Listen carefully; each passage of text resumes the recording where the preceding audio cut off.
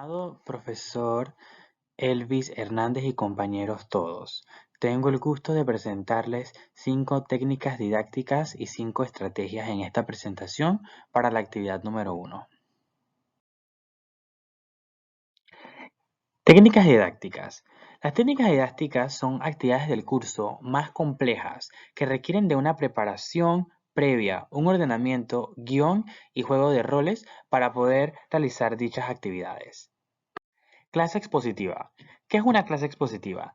La clase expositiva es la técnica en la cual se involucra la presentación de un tema lógicamente estructurado con el objetivo de suministrar información organizada, considerando criterios adecuados a la finalidad pretendida. Se centra fundamentalmente en la presentación oral del profesor de los contenidos del curso. ¿Cuáles son las características de la clase expositiva?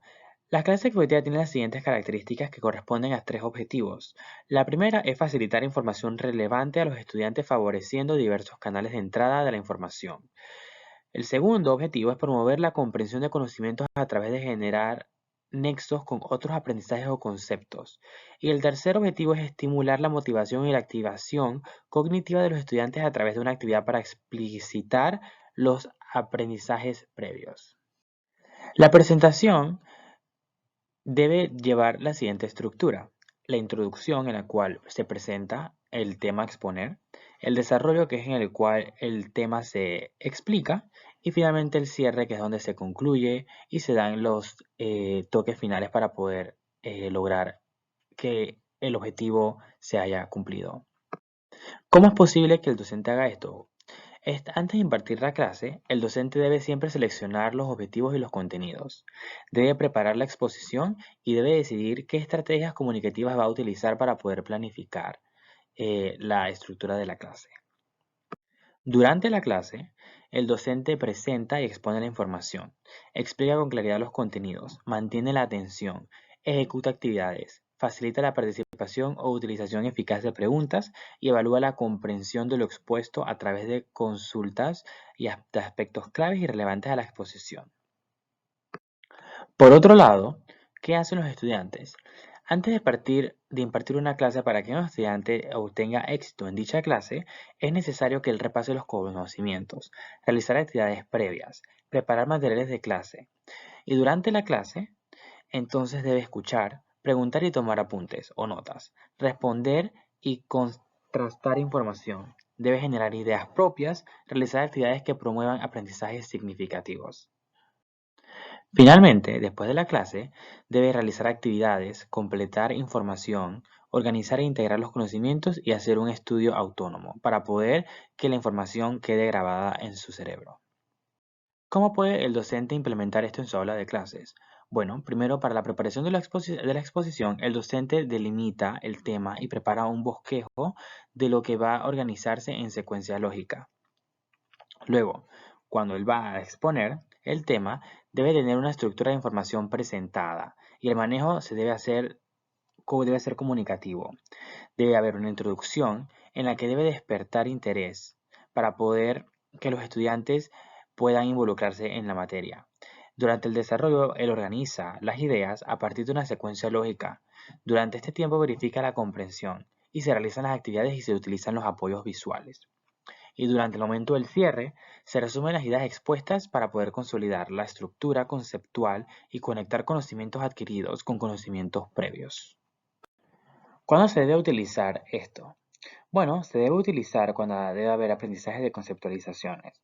También cuando hay un procesamiento de la información facilitada. Cuando hay adquisición, comprensión y sistematización de conocimientos específicos vinculados al tema. Cuando hay desarrollo de habilidades que faciliten el pensamiento propio del estudiante, cuando hay desarrollo de estrategias de planificación, organización y gestión de tiempos y recursos para el aprendizaje, y finalmente cuando hay el desarrollo de la motivación, atención y el esfuerzo para el aprendizaje. ¿Cuáles son los beneficios que esto ofrece?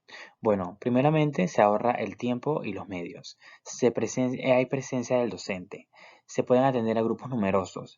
Facilita mucha información elaborada y finalmente vitaliza los hechos e ideas que aparecen de forma impersonal en los libros.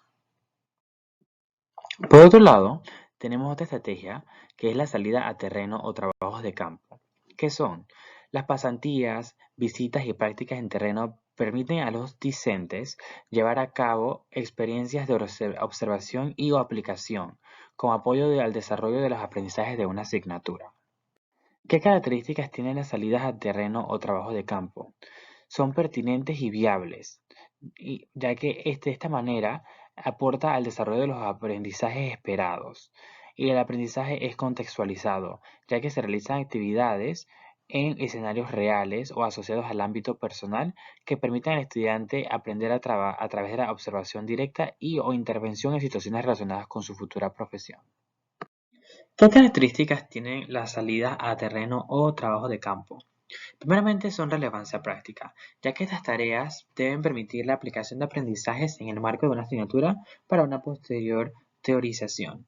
Son de carácter integrador y se deben programar situaciones en las que los estudiantes deben implicarse y por lo tanto tengan que movilizar sus conocimientos, habilidades y actitudes explorando alternativas y soluciones.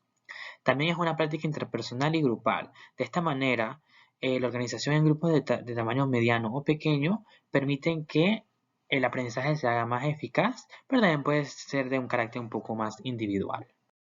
¿Qué hacen los docentes y los estudiantes en las salidas de terreno o trabajo en grupo? Cuando los docentes seleccionan los lugares para la experiencia considerando costos y viabilidad organizativa. También facilitan el proceso de estructuración de la práctica. Establecen y clarifican los objetivos y proporcionan guías. Establecen los procedimientos de seguimiento, retroalimentación y evaluación del proceso e integran la experiencia en el contexto y desarrollo de la asignatura. Los estudiantes deben conocer los objetivos y actividades que deberá realizar en el terreno, se interiorizan respecto de las características generales como las reglas de comportamiento, reglamentos del lugar de práctica o terreno, llevan a cabo las tareas y roles establecidos, trabajan grupalmente y utilizan estrategias de observación y autoobservación para que el conocimiento y el autoconocimiento en el ámbito de la profesión sea adquirido. Y finalmente reflexionan sobre la realidad observada y los aprendizajes logrados. ¿Cómo se pueden implementar? Bueno, se pueden implementar a través del uso de tres fases. La fase número 1 es la fase de preparación e implementación. En este proceso se implica la selección o identificación de espacios o sitios que posibilitan la participación de los estudiantes. Se requiere de una programación compatible con el resto de las materias o actividades que los estudiantes y los profesores están realizando en la asignatura. Deben considerar tanto la organización de los estudiantes como los desplazamientos y permisos necesarios para acceder a determinados sitios y deben proveer guías y orientaciones al estudiante para que los objetivos sean aprendidos correctamente. La segunda fase es la fase de ejecución, en la cual el docente presenta la técnica explicando su beneficio para el aprendizaje y las etapas que conlleva. Y por último es la fase posterior a la salida, que implica la integración de la experiencia en el desarrollo de la asignatura y la estrategia metodológica establecida. Se considera la evaluación, la revisión y valoración de los trabajos o informes presentados por los estudiantes.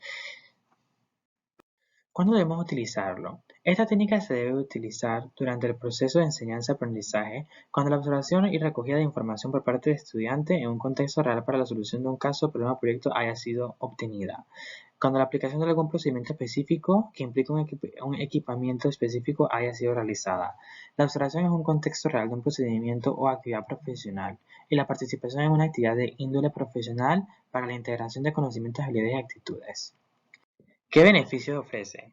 Bueno, este proceso facilita el entrenamiento en la resolución de problemas concretos y contextualizados a la realidad y actividades propias al trabajo profesional. Favorece la motivación del estudiante ya que le permite experimentar directamente con elementos y aspectos relacionados con su futuro quehacer profesional y permite al estudiante contextualizar los aprendizajes establecidos, ver su significancia y transferencia. Simulación. ¿Qué es la simulación? Es la representación espontánea de una situación real o hipotética para demostrar un procedimiento, problema e información relevante de los aprendizajes del curso. ¿Qué características tiene la simulación? Se duplican las características de procedimientos propios de un sistema real. Se resume la teoría relacionada con un proceso, ya que los estudiantes deberán aprender ciertas conductas, habilidades y actitudes que posteriormente deben aplicar en situaciones de vida real. A la vez, es el foco en el aprendizaje. ¿Qué hacen los docentes y los estudiantes en las simulaciones? El docente diseña y planifica la actividad, introduce a los participantes a la actividad, observa a los alumnos para retroalimentar y evaluar de manera oportuna, y en las simulaciones complejas se requiere que el docente haya realizado previamente una demostración. Los estudiantes tienen la responsabilidad y pueden ejercer sus acciones siguiendo los procedimientos. Ellos identifican sus responsabilidades, indagan los tipos de intereses o conocimientos que se requieren para la realidad que están simulando y deben distanciarse para poder reflexionar en los resultados obtenidos. ¿Cómo se implementa? Bueno, esto se implementa a través de 4 fases, que son la fase de organización, la fase de introducción, la fase de interacción y la fase de evaluación. ¿Cuándo utilizarlo? Esta estrategia resulta a ser afín con áreas de conocimiento relacionadas con medicina e ingeniería, ya que deben responder a incertidumbres, aplicación de conocimientos y procedimientos y deben mantener habilidades rutinarias. ¿Qué beneficios ofrecen? La simulación obliga al estudiante a demostrar lo aprendido y aprender a cómo reaccionar. Permite la obtención de datos realistas. Favorece el enfrentamiento de resultados de investigaciones, intervenciones y maniobras de forma similar a como tendría que realizarlo durante su ejercicio profesional. Favorece la autoevaluación y puede acortar los periodos necesarios para aprender. Juego de roles. El juego de roles es una técnica en la que el estudiante actúa en un entorno simulado para practicar y desarrollar capacidades de acción y decisión en situaciones de la vida real. ¿Qué características tiene? En esta técnica los estudiantes asumen una identidad distinta, un rol distinto con el cual deberán enfrentarse a situaciones problemáticas, ya sean reales o hipotéticas. No existen guiones ni diálogos establecidos. ¿Qué hacen los estudiantes y los docentes durante este papel? El docente facilita y genera confianza en sus estudiantes, promueve la participación, desarrolla la experiencia, que sean congruentes con los contenidos de la asignatura, establece la dinámica de juego y maneja y dirige la situación. También favorece la reflexión posterior a la experiencia.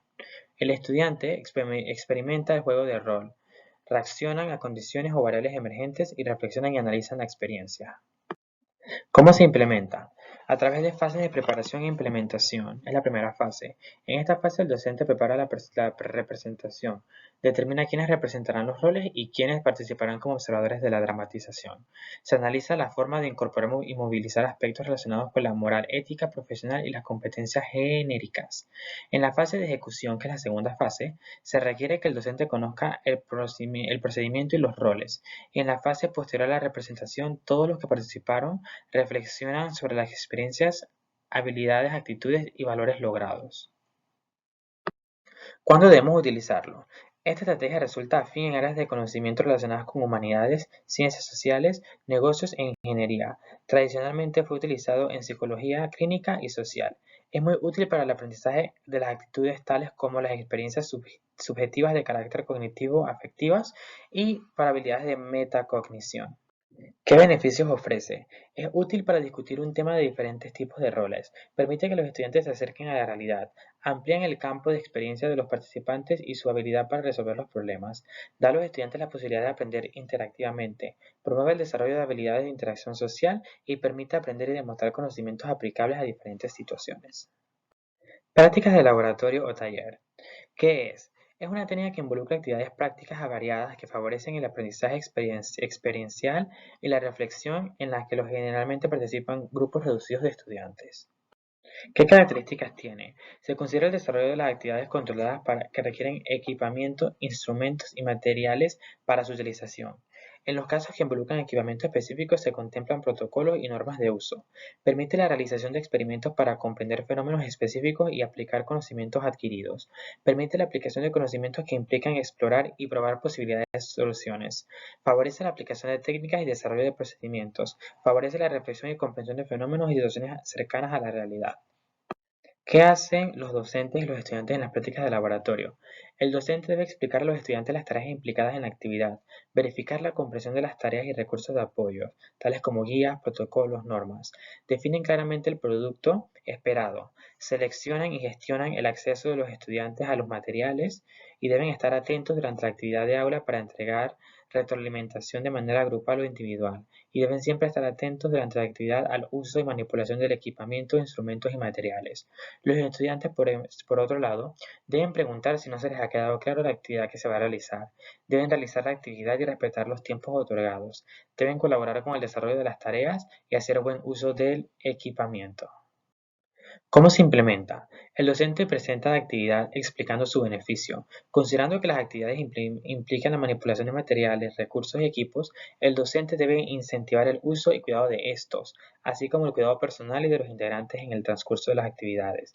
Es conveniente que las actividades estén estipuladas en guías de desarrollo que promuevan la autonomía del estudiante o grupo de trabajo en dicha actividad. ¿Cuándo utilizar las prácticas de laboratorio? Cuando se requieren favorecer la comprensión de conceptos, cuando se requiere desarrollar habilidades o conocimientos y actitudes inherentes a una especialidad o disciplina, cuando se busca que el estudiante transfiera sus aprendizajes aplicando sus conocimientos y habilidades en situaciones contextualizadas. ¿Cuáles son los beneficios? Los beneficios son ampliar y profundizar y consolidar y comprobar los fundamentos teóricos de las asignaturas mediante la experimentación. Ahora nos movemos hacia las estrategias didácticas. La primera estrategia didáctica que vamos a discutir es la lluvia de ideas. ¿Qué es? Es una estrategia grupal que permite indagar para obtener información acerca de lo que un grupo conoce sobre una temática determinada. Es adecuada para generar ideas acerca de un tema específico. ¿Cómo se realiza la lluvia de ideas? Se parte de una pregunta central acerca de un tema o problema. La participación de los estudiantes puede ser oral o escrita. Se exponen las ideas, pero no se ahonda en justificaciones.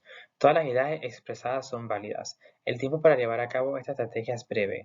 Debe existir un moderador. Las ideas se analizan, valoran y organizan de acuerdo con la pregunta central. Se puede realizar conjuntivamente con otros organizadores gráficos. ¿Para qué se utilizan la lluvia de ideas? Para indagar conocimientos previos, también para favorecer la recuperación de información, para favorecer la creación de nuevos conocimientos, para aclarar concepciones erróneas, resolver problemas y para desarrollar la creatividad. Un ejemplo de la lluvia de ideas es el que vemos aquí a la izquierda, en la que el docente hace la pregunta abierta. ¿Un ser humano es un sistema aislado, cerrado o abierto? Vemos cómo los estudiantes dan sus declaraciones, pero sin justificarla. La segunda técnica didáctica es el cuadro sinóptico. El cuadro sinóptico es un organizador gráfico que permite organizar y clasificar información. Se caracteriza por organizar los conceptos de lo general a lo particular y de izquierda a derecha en orden jerárquico.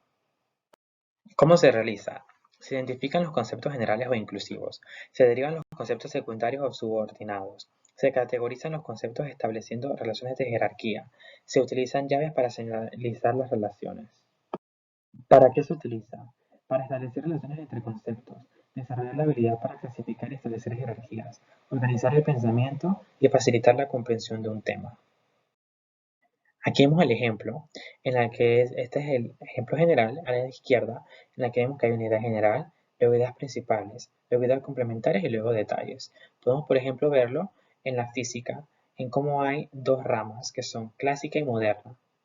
En la clásica vemos cómo están la mecánica, la termodinámica, la óptica, el electromagnetismo, etc. Y en la moderna vemos cómo está la mecánica cuántica, las partículas elementales, la relatividad general, etc. ¿Qué es la estrategia correlación? Es un diagrama semejante a un modelo atómico donde se relacionan entre sí los conceptos o acontecimientos de un tema. ¿Cómo se realiza? La principal característica de este diagrama es la jerarquía de los conceptos. En el círculo central marcado se anota el tema o concepto principal. En los círculos de la parte inferior se anotan los conceptos subordinados al tema principal. En los círculos de la parte superior se anotan los conceptos supraordinados. ¿Para qué se utiliza?